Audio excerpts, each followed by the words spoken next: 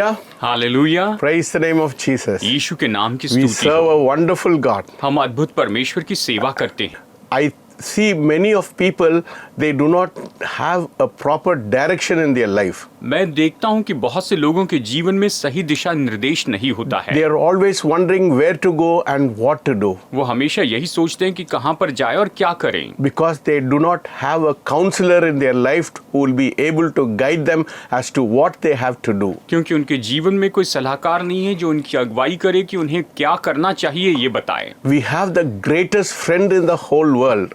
हमारे पास में पूरे संसार में वो सबसे महान मित्र है। Jesus said, I'm going back and I'm sending you a helper. और यीशु ने कहा कि मैं वापस जा रहा हूँ और मैं तुम्हारे लिए एक सहायक भेजता हूँ He will guide you in all truth. और सारे सत्य में वो तुम्हारी अगुवाई The करेगा। problem with people is they do not know the third person of the Trinity. लोगों की समस्या यही है कि वो त्रिएकता के इस तीसरे व्यक्ति को नहीं जानते हैं। This morning, I want to introduce you to the third person of the Trinity who will be able to help you in every walk of your life. और आज मैं आपको त्रिएकता के उस तीसरे व्यक्ति के बारे में बताना चाहता हूँ जो आपके जीवन में चलने में हर एक क्षेत्र में आपकी मदद God करेगा। wants to do great and mighty things in your life. परमेश्वर आपके जीवन में महान और सामर्थी काम करना But चाहते if हैं। you are going to depend on your own wisdom, you will be creating a mess in your life. अगर आप अपनी ही बुद्धि पर आधारित रहेंगे तो आप अपने जीवन में पूरी गड़बड़ी उत्पन्न करेंगे। But if you really trust God and completely surrender your life to Him, अगर आप सच में परमेश्वर पर भरोसा रखें और अपना जीवन पूरी तरह से उसे समर्पित कर दें your life will have a focus and it will have a real direction in your life. तो आपका जीवन सच में पूरी तरह से गौर करने पाएंगे आप उसमें और आप अपने जीवन में मार्गदर्शन पाएंगे। God is interested in every area of your life. परमेश्वर आपके जीवन के हर एक क्षेत्र में दिलचस्पी लेता है। He wants even the minute details that you have, that He is interested in that. और वो तो आपके जीवन की हर एक छोटी छोटी बातों में दिलचस्पी लेते हैं। Today we are going to see how we have to be led by the Holy Spirit of God. आज हम देखेंगे कि हमें कैसे परमेश्वर की पवित्र आत्मा की अगुवाई में चलना है। So let us turn to Romans chapter 8 verses 14. आइए हम देखते हैं रोमियो अध्याय 8 वचन 14। For as many as are led by the Spirit of God, these are the sons of God. इसलिए कि जितने लोग परमेश्वर के आत्मा के चलाए चलते हैं वे ही परमेश्वर के पुत्र हैं। We should be led by the Holy Spirit and hear the voice of God. हमें परमेश्वर के पवित्र आत्मा की अगुवाई में चलना और हमें परमेश्वर की आवाज सुननी चाहिए। Many Christians, they do not know where they are going. और बहुत से विश्वासी ये नहीं जानते कि वे कहाँ पर जा रहे हैं। They are sure they are going to heaven. और वो तो इस बात के बारे में निश्चित है कि वो तो स्वर्ग में जा रहे हैं। But on their way to heaven, they do not have any clue to their life. लेकिन स्वर्ग में जाने के अपने उस मार्ग में वो अपने जीवन के बारे में कुछ भी नहीं जानते हैं। They run here and there. वो यहाँ वहाँ भागते हैं। They try this and they try that. वो इसकी और उसकी कोशिश करते हैं।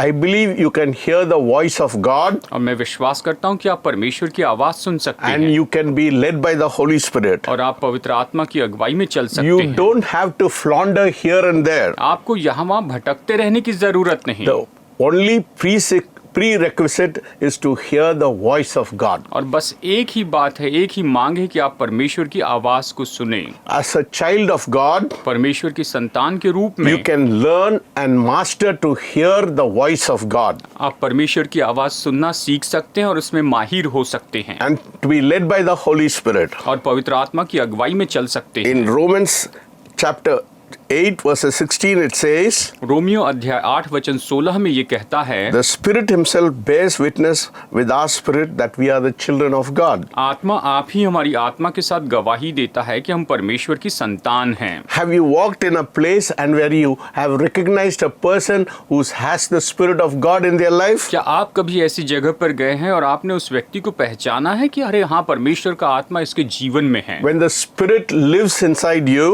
जब वो आत्मा पवित्र आत्मा आप में रहता है He will enlighten you and He will guide you वो आपको प्रकाशन देगा और वो आपकी अगुवाई करेगा by the Holy Spirit. पवित्र आत्मा के द्वारा। In Proverbs 20:27 it says, और नीति वचन अध्याय 28 वचन 27 में ये कहता है, the spirit of man is the lamp of the Lord, searching all his innermost part.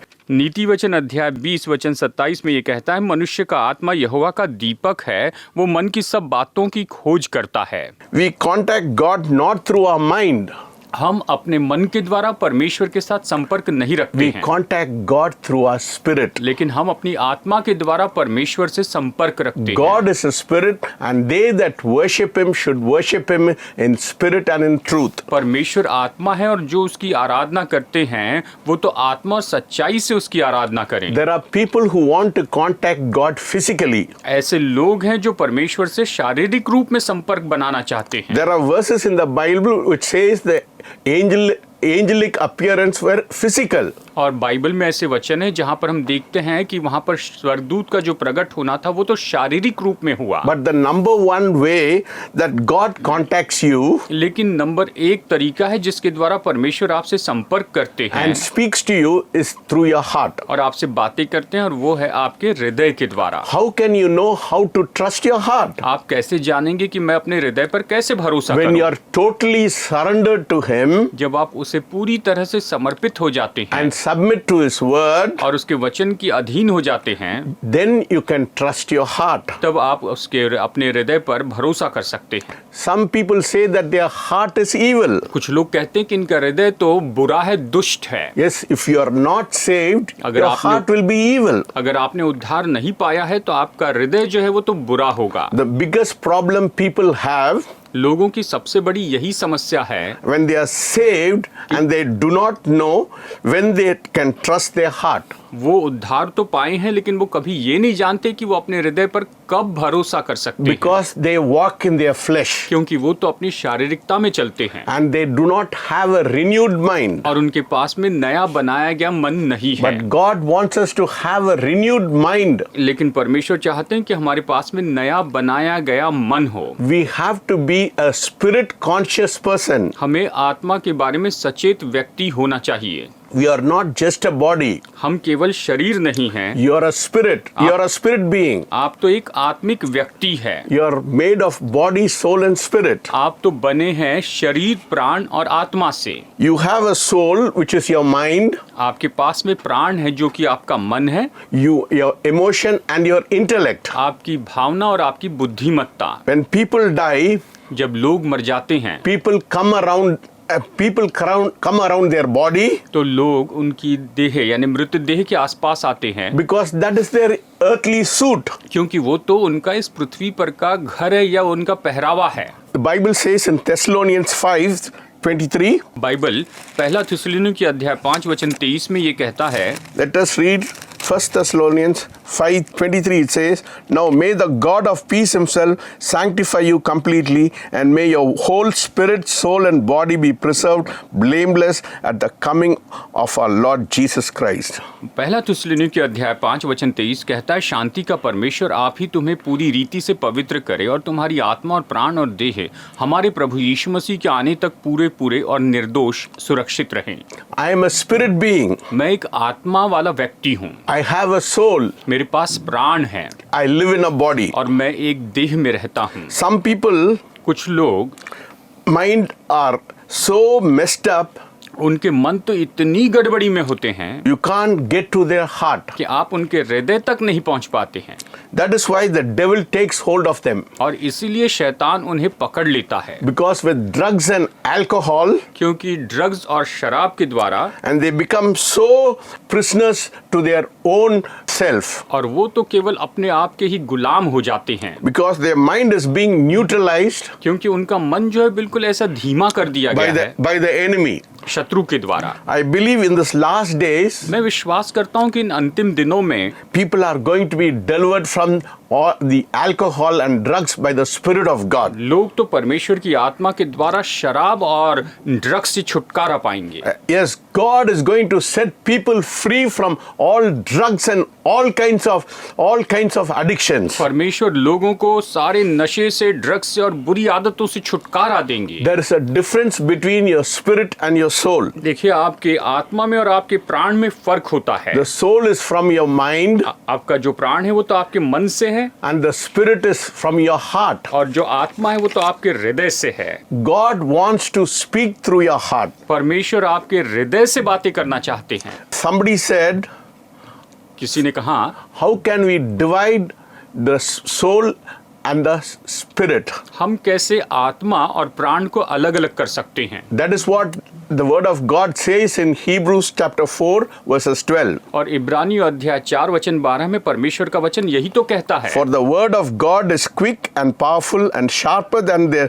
two-edged sword, piercing even to the dividing asunder of soul and spirit and of the joint and marrow, and is a discerner of thoughts and intents of the heart. ये कहता है क्योंकि परमेश्वर का वचन जीवित और प्रबल और हर एक दोधारी तलवार से भी बहुत चोखा है और प्राण और आत्मा को और गांठ गांठ और गुदे गुदे को अलग करके आर पार छेदता है और उनकी और मन की भावनाओं और विचारों को जांचता है। So it is the word of God which divides the soul and the spirit. ये तो परमेश्वर का वचन ही है जो आत्मा और प्राण को विभाजित करता है या अलग अलग करता है। When you look at 1 Corinthians 14:14, जब आप पहला कुरिन्थियों 14:14 को देखते it हैं, says, if I pray in the spirit, ये कहता है कि अगर मैं आत्मा में प्रार्थना that करूं, is praying in tongues, यानी अन्य भाषा में प्रार्थना करूं, my spirit prays, तो मेरी आत्मा प्रार्थना but करती my है, understanding is unfruitful. परंतु मेरी बुद्धि काम नहीं करती।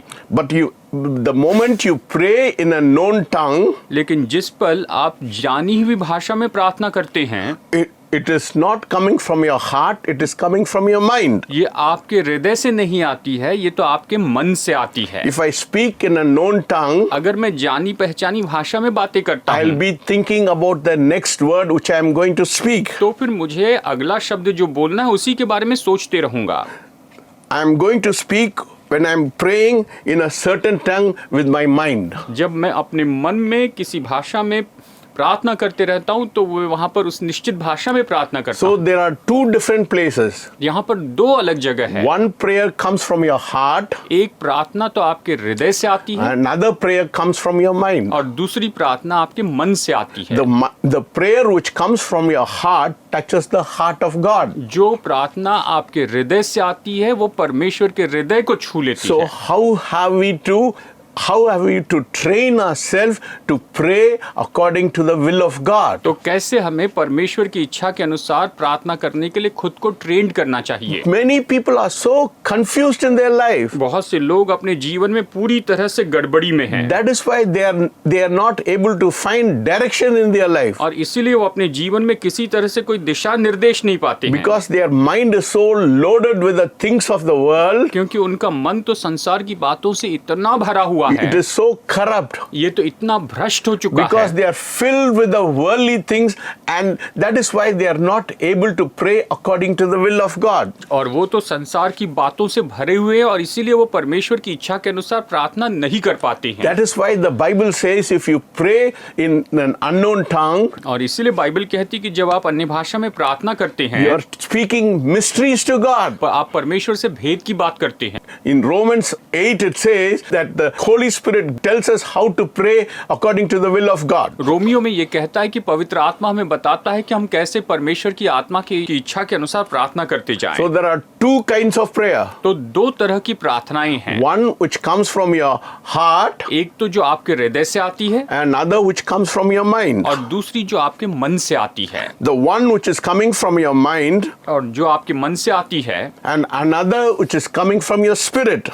और दूसरी जो आपकी आत्मा से आती है। In James 2:26 it says, याकूब 2:26 में ये कहता है, for as the body apart from the spirit is dead, so also faith apart from the works is dead. ये कहता है कि जैसे शरीर जो है वो तो अतः जैसे देह आत्मा बिना मरी हुई है, वैसा ही विश्वास भी कर्म बिना मरा हुआ है। Your body cannot live without the spirit. आपकी देह आत्मा के बिना नहीं जी सकती है। When the spirit leaves your body, जब आत्मा आपके शरीर को छोड़कर चली जाती है, you cannot live. तो आप जीवित नहीं रह सकते हैं। In James 1:21 it says, याकूब 1:21 में ये कहता है, therefore get rid of all moral filth and the evil that's so prevalent, and humbly accept the word planted in your heart. इसलिए सारी मलिनता और बैर भाव की बढ़ती को दूर करके उस वचन को नम्रता से ग्रहण कर लो जो हृदय में बोया गया, Which can save your soul. और जो तुम्हारे प्राणों का उद्धार कर It's सकता the है। word of God which renews your mind. ये तो परमेश्वर का वचन है जो आपके मन को नया बनाता है। So you do not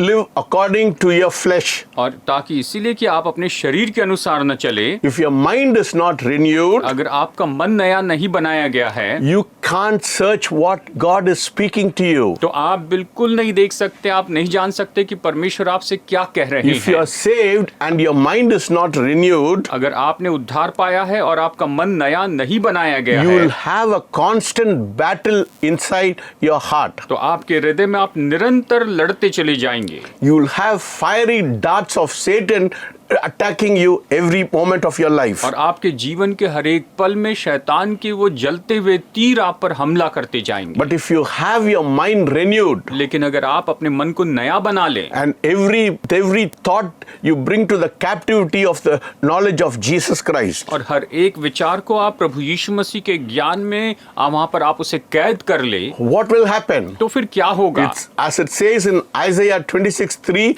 thou shalt keep him in perfect peace whose mind is stayed on thee. जैसे कि यशायाह 26:3 कहता है कि जिसका मन तुझ पर लगा हुआ है उसे तू सिद्ध शांति में रखता है। Therefore you can live out of your spirit, और इसीलिए आप अपनी आत्मा से जी सकेंगे, not out of your mind or your head. और अपने दिमाग से या अपने मन से नहीं जिएंगे। Many people live according to their head. और बहुत से लोग हैं जो अपने दिमाग के अनुसार जीते You हैं। have to train yourself आपको खुद को ट्रेन करना होगा to live according to the spirit. कि आप आत्मा के अनुसार जिए। God wants us to live according to the spirit. परमेश्वर चाहते हैं कि हम आत्मा के अनुसार जिए। One man of God said, परमेश्वर के एक दास ने कहा, many people feed their flesh 3 times a day बहुत से लोग अपने शरीर को दिन में 3 बार भोजन देते and हैं feed the spirit one small meal a week. और अपनी आत्मा को हफ्ते में बस एक बार थोड़ा सा भोजन देते हैं। God wants you to grow in maturity, my friend. मेरे दोस्तों, परमेश्वर चाहते हैं कि आप परिपक्वता में बढ़ जाएं। That has got nothing to do with your age. और इसका आपकी उम्र से कोई भी संबंध नहीं है। If your spirit is trained अगर आपका आत्मा ट्रेंड हो चुका है to hear the voice of God, कि परमेश्वर की आवाज सुनते चले जाए, then you are a mature person. तो आप एक परिपक्व व्यक्ति हैं। Some people may say, शायद कुछ लोग ये कहें, I want to grow spiritually. मैं आत्मिक रीति से बढ़ना चाहता हूँ। You can grow spiritually by taking the word of God inside your heart. आप अपने हृदय में परमेश्वर का वचन लेकर आत्मिक रूप में बढ़ सकते In हैं। Hebrews 10:39 it says, इब्रानियों 10:39 में ये कहता है but we are not of those कि हम उनमें से तो नहीं हैं who shrink back जो वापस चले जाते हैं and are destroyed, और नाश हो जाते हैं, but of those who have faith लेकिन उनसे जो विश्वास से हैं and preserve their soul. और अपने ये कहता है पर हम हटने वाले नहीं कि नाश हो जाए, Many people come to God, पर विश्वास करने वाले हैं कि प्राणों को बचाए। but they turn away because of their problems in their life. बहुत से लोग प्रभु के पास आते हैं लेकिन अपने जीवन की समस्या के कारण पीछे हट जाते They हैं। have problems in their soulish realm. उनके प्राण के क्षेत्र में समस्या है, But we believe and take God by His word लेकिन हम परमेश्वर पर विश्वास करते हैं और परमेश्वर के वचन के अनुसार उसे ले लेते and हैं, allow God to come and purify our heart. और हम परमेश्वर को अपने हृदय को शुद्ध करने देते Not हैं। only our heart, God has to purify our mind. केवल हृदय ही नहीं, परमेश्वर को हमारे मन को भी शुद्ध करना We पड़ता है। have to think what is pure, lovely, honest, just and righteous. और जो कि बिल्कुल शुद्ध है, सत्य है, धार्मिकता का है, न्याय का है, उस पर हमें सोचते चले जाना है। Some people live कुछ लोग जीते तो है in lot of confusion बहुत सी गड़बड़ियों में, and their minds are muddled up. और उनके मन में बहुत गड़बड़ी होती But रहती है। God has not given us a spirit of fear, लेकिन परमेश्वर ने हमें डर का आत्मा नहीं दिया, but power, love, and of a sound mind. लेकिन प्रेम, संयम और सामर्थ का आत्मा दिया है। I speak this morning that each one of you should have a sound and a mind which is without fear. और मैं आप सभी से कहता हूं कि आज आपके पास में ऐसा मजबूत मन हो, संयमी मन हो, जो कि बिना डर का हो। If you are filled with this world, अगर आप इस संसार से भरे हुए हैं and if you yield your life to the things, to sin and uncleanness in your life, अगर आप अपने जीवन को पाप और जीवन की अशुद्धता में जोड़ देते हैं, and if you are running around and doing your own little things, और बस आप यहाँ वहाँ भागकर अपने ही काम करते रहते हैं, you cannot hear the voice of God. तो आप परमेश्वर की आवाज नहीं सुन सकते हैं। But if you want to hear the voice of God, लेकिन अगर आप परमेश्वर की आवाज सुनना चाहते हैं, you have to shun everything which comes from this world. तो आपको इस संसार से आने वाली हर एक बात को बंद करना करना होगा। God wants you to remove everything, every filth which comes from this world. परमेश्वर चाहते हैं कि संसार से आने वाली हर एक गंदगी, हर एक बुरी बात को दूर कर दें। Why should your life be filled with confusion after confusion? क्यों आपका जीवन गड़बड़ी के बाद गड़बड़ी से भरा हुआ हो? In Romans 12:1 it says, Romeo 12:1 में ये कहता है, I beseech thee, brethren, that you give your body as a living sacrifice which is acceptable to God. और ये कहता है कि हे मेरे भाइयों, मैं तुमसे दया स्मरण दिला के विनती करता हूँ कि अपने शरीरों को जीवित और पवित्र और परमेश्वर को भावता हुआ बलिदान करके चढ़ाओ। My friend, your body belongs to the Lord Jesus Christ. मेरे दोस्तों, आपका जो शरीर है वो तो प्रभु यीशु मसीह का है। It says in Corinthians that your body is the temple of the Holy Ghost and the Spirit of God dwells inside you. कुरिन्थियों की पत्री में ये कहता है कि तुम्हारी देह तो पवित्र आत्मा का मंदिर है और परमेश्वर का पवित्र आत्मा तुम में वास करता है। It means He has set residence inside your heart. इसका मतलब वो तो आपके हृदय में आकर रहता है। You should ask yourself this question this morning. आपको खुद से आज सुबह ये सवाल पूछना चाहिए, Will you take Jesus to a wrong place in your life? क्या आप यीशु को अपने जीवन में गलत जगह पर लेकर जाएंगे? If you are born again, if you are saved by the blood, you have been washed by the blood of Jesus, then your body is sanctified by the Lord Jesus Christ. अगर आपने उद्धार पाया है, आप यीशु के लहू से धोए गए हैं, तो आपका जो देह है वो यीशु के लहू के द्वारा शुद्ध की गई And है your body does not belong to you और आपकी देह अभी आपकी नहीं है, because you have been brought with a price. क्योंकि आपको दाम देकर खरीदा गया You है। should say, my body does not belong to me, my body belongs to the Lord Jesus Christ. आपको यही कहना चाहिए कि मेरी देह तो मेरी नहीं है, लेकिन ये तो प्रभु यीशु मसीह की है। You have to present your body as a living sacrifice to God. आपको अपनी देह को परमेश्वर को जीवित बलिदान के रूप में चढ़ाना है। It means you are always to put yourself on the altar of God. इसका मतलब यही है कि आपको हमेशा अपने आप को परमेश्वर की वेदी पर रखना So होगा। if you want to be led by the Holy Spirit,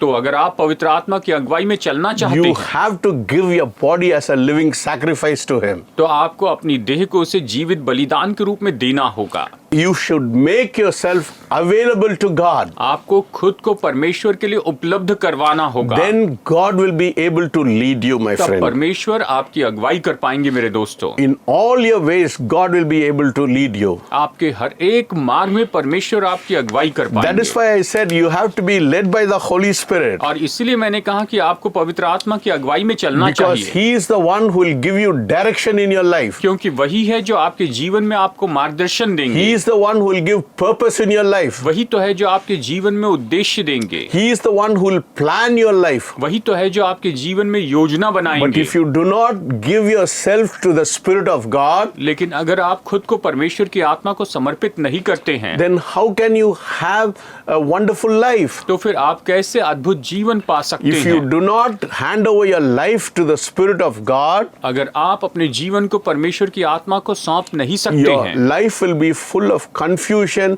and will be full of fear and doubt, तो आपका पूरा जीवन गड़बड़ी से और डर से और संदेह से भरा होगा, because you do not know what to do in your life. क्योंकि आप नहीं जानते हैं कि अपने जीवन में क्या करें। But this morning I am asking you, my friend, पर आज सुबह मैं आपसे कहता हूं मेरे दोस्तों, you have to make yourself available to the Spirit of God. आपको अपने आप को परमेश्वर की आत्मा के लिए उपलब्ध करवाना होगा। Then God will lead you all the way.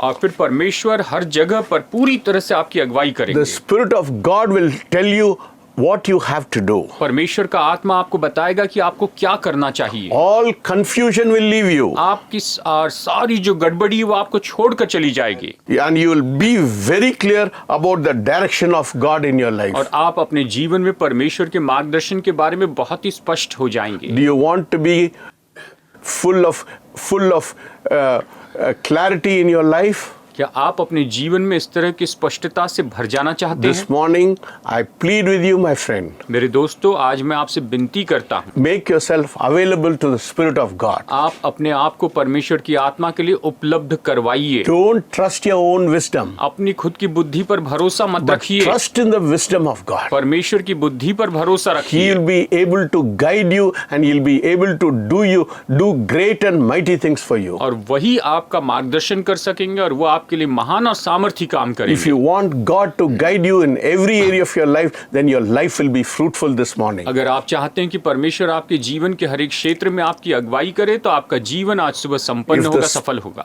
If the Spirit of God has touched you this morning, अगर परमेश्वर की आत्मा ने आज आपको छू लिया है tell the Holy Spirit this morning, तो आज सुबह पवित्र आत्मा से कहें, Lord, I want to yield myself to you. प्रभु मैं अपने आप को आपको समर्पित कर देना I चाहता will हूँ। not trust my own wisdom. मैं अपनी बुद्धि पर भरोसा नहीं I'll रखूंगा, hand over my life to you. मैं अपना जीवन आपको समर्पित करता हूँ। If you have been blessed with this word, अगर आप इस वचन के द्वारा आशीष पाए हैं our numbers are on the screen. तो हमारे नंबर अभी स्क्रीन पर हैं, You can call on us तो आप हमें फोन कर सकते or you हैं can WhatsApp us. और या फिर आप हमें व्हाट्सएप Our कर सकते prayer हैं। warriors are ready to take up your call. हमारे प्रार्थना योद्धा आपके फोन कॉल उठाने के लिए तैयार हैं। God wants to touch you and transform your life this morning. परमेश्वर आज आपको छूकर आपके जीवन को बदल देना चाहते हैं। Let us pray. आइए प्रार्थना करते हैं। Heavenly Father, we thank you and we praise you, Lord, for this wonderful time. स्वर्गीय पिता, हम आपको धन्यवाद देते हैं इस अद्भुत समय के लिए, आपकी स्तुति करते I हैं। know you're speaking to the hearts of people this morning. मैं जानता हूँ आज सुबह आप अपने लोगों के हृदय से बातें कर रहे I हैं। know you're